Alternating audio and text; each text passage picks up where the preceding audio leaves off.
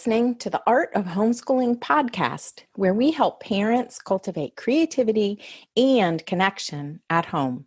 I'm your host, Jean Miller, and here on this podcast, you'll find stories and inspiration to bring you the confidence you need to make homeschooling work for your family. Let's begin.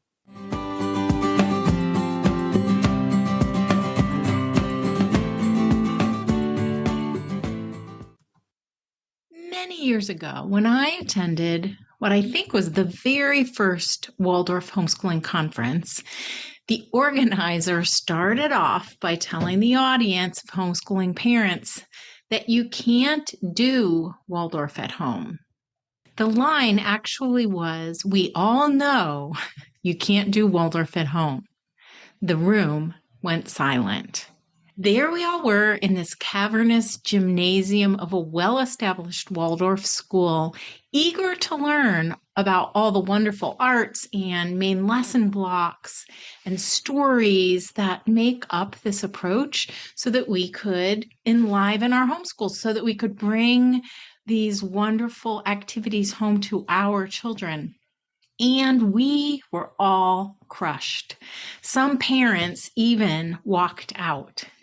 That was almost 30 years ago, and today I am happy to say that Waldorf homeschooling is finally being accepted as a legitimate part of the Waldorf movement as a whole. Finally. And yes, as homeschoolers, looking at what Waldorf teachers do in a classroom doesn't always translate directly to the home environment. So how are we supposed to figure this all out? It's almost like translating a foreign language, I think. Home is not school. And the truth is, Rudolf Steiner created this method for a school with grade-level classrooms.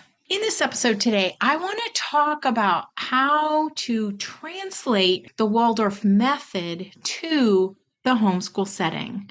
I have lots of specific ideas to share, all about how you can make the Waldorf curriculum more homeschool friendly so that you can create your Waldorf-inspired homeschool. Because the truth is, Steiner was asked to open a school in a very specific place at a particular time. It was post-World War I, and Europe was suffering both the economic and social impacts of a devastating war. Who knows what Steiner would have said if he were asked to create a curriculum for a homeschool setting? The general consensus in the Waldorf movement is that Steiner never intended to develop a method or really even start a movement. He was motivated to bring about renewal through education for children of factory workers in 1919. I think that's really important for us to keep in mind. And now, over 100 years later, most of us can sense this healing quality of this approach, and that really draws us in. So the question for homeschoolers then is this: how do we take a curriculum that was created for the classroom for grades 1 through 8 and even into high school? How do we take that curriculum and translate it to a homeschool setting in such a way that it brings our homeschools alive and helps our children engage more with the learning and the lessons? Here you go. That's what we're talking about today. Ideas for how to make the Waldorf curriculum more homeschool friendly. So let's start with this. Think of your day in time buckets. So you have warm-up time, couch time for reading, table time, skills practice, afternoon activities, and free play time.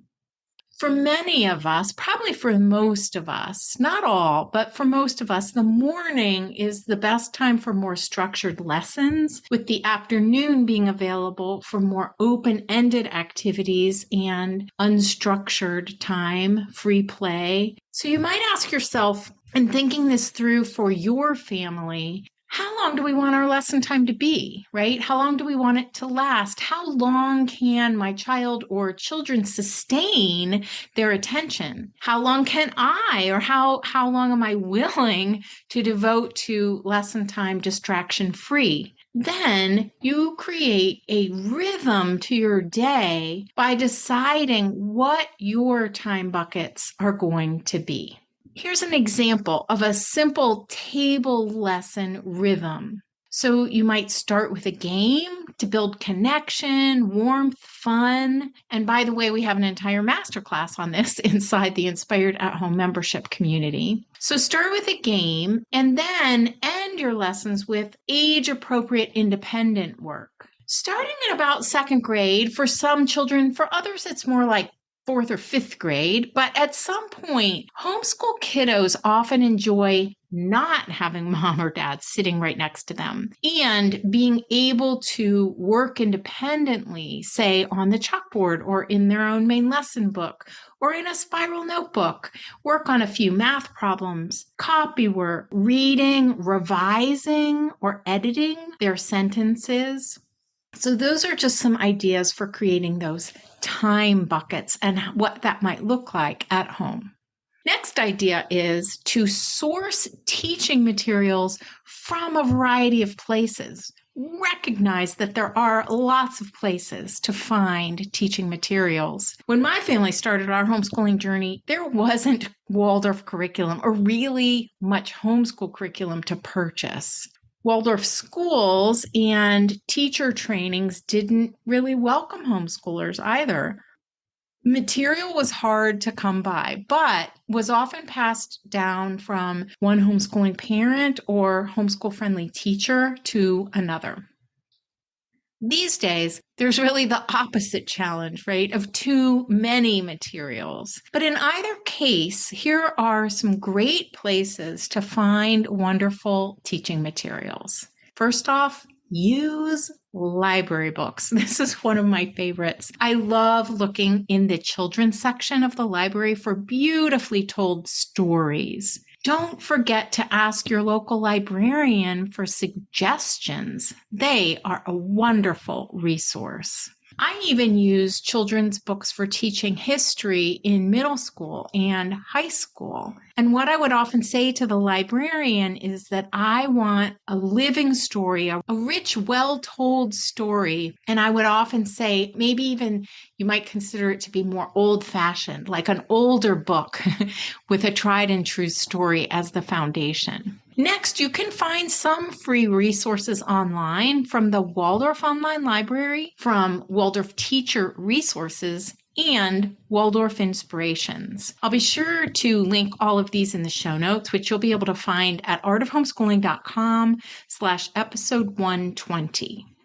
There are lots of curricula available to choose from these days that you can purchase, as I mentioned, and all of these have pros and cons. If you're going to go the packaged curriculum route, here are a few tips that I really want you to keep in mind. First of all, know that you will never use the whole thing as is. It could range from, you might use 30% of the curriculum you purchase, you might use 80%, 75%, somewhere in that range, but you're never going to use it exactly as it's written, and you won't use the whole thing. So keep that in mind because it will help you to avoid the feeling that you're behind or you're not doing it right. Next is to remember that a packaged curriculum is really a comprehensive collection of possibilities. It is not a realistic plan. That is not what it's intended to be. So you still have to make key decisions and create your own plan. That's where I can help, by the way. So be sure to check out all that I offer if you're looking for guidance. And lastly, the best way to use curriculum, in my experience with my own children and all of the homeschooling parents that I have mentored through the years, is to use curriculum like reference material. So you've planned a block or a topic or a lesson, you've already chosen what that's going to be, and then you pull from the curriculum, you see what's in the curriculum about that topic or block and decide what you want to use from it.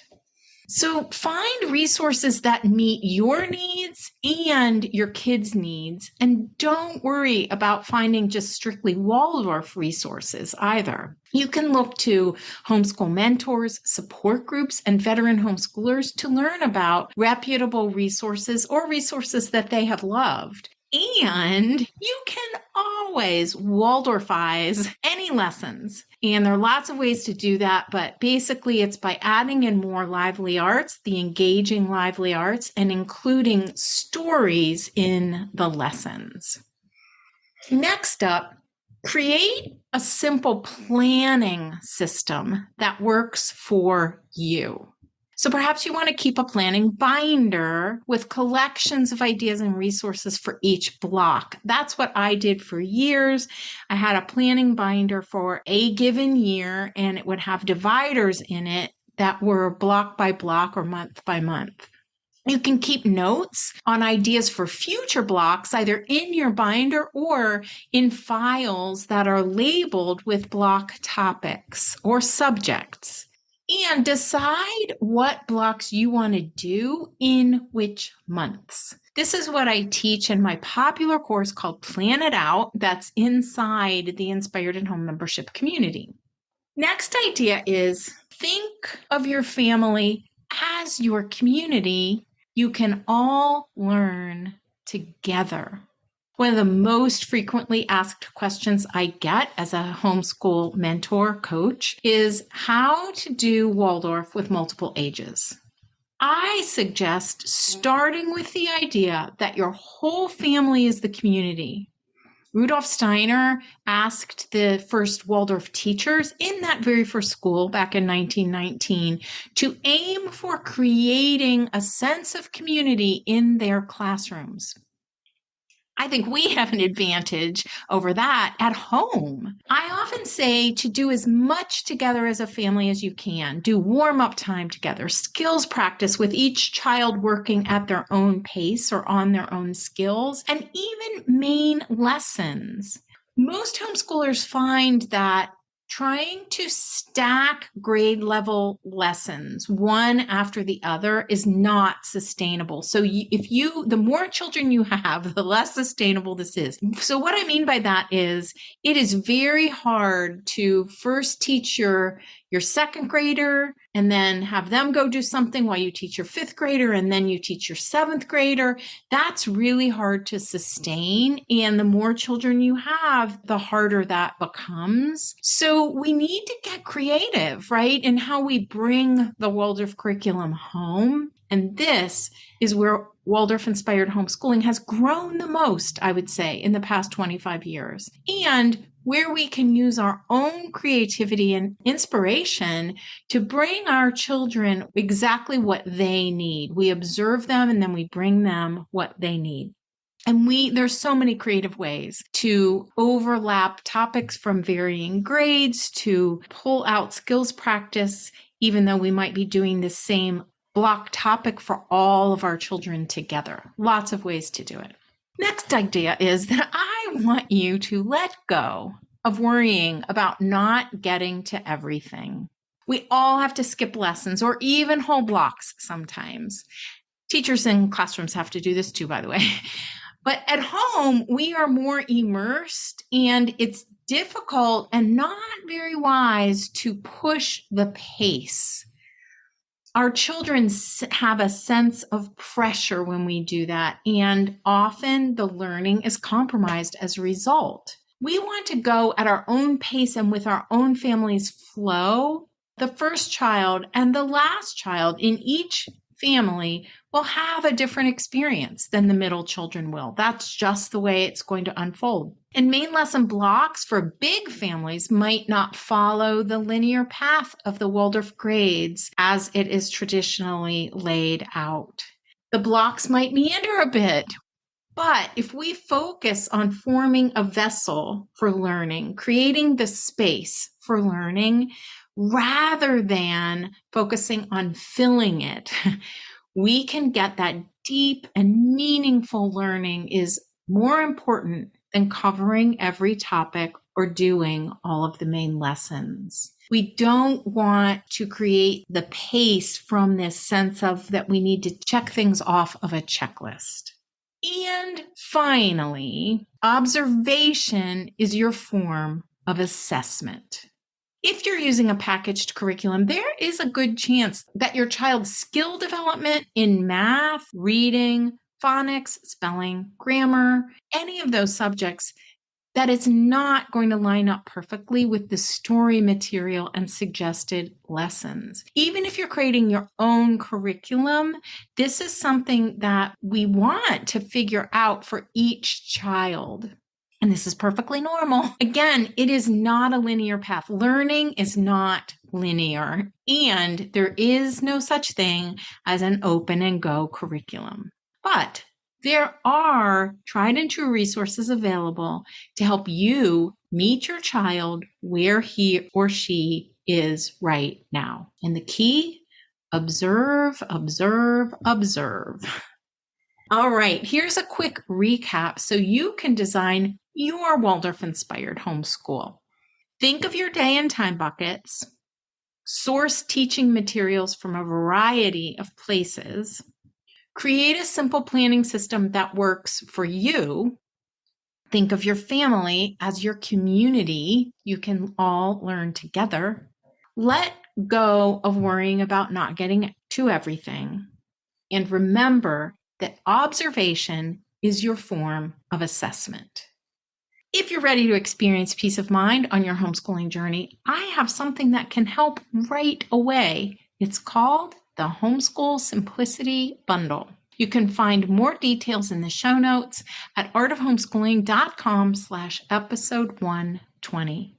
Thanks so much for joining me today, and all the best to you on your Waldorf-inspired homeschooling journey. See you next time.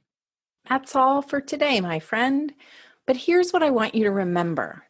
Rather than perfection, let's focus on connection. Thanks so much for listening, and I'll see you on the next episode of the Art of Homeschooling podcast.